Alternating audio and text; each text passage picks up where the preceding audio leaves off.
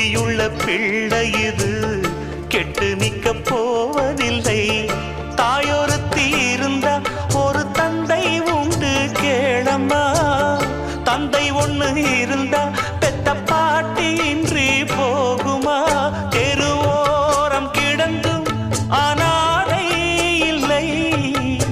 உறவென்னை வெறுத்தால் தினம் தருவேன் தொல்லை. கெட்டாலும் பட்டாலும் உன் பேரந்தான். என்னடி ஞான பெண்ணே, உண்மை சொல்லடி ஞான பெண்ணே.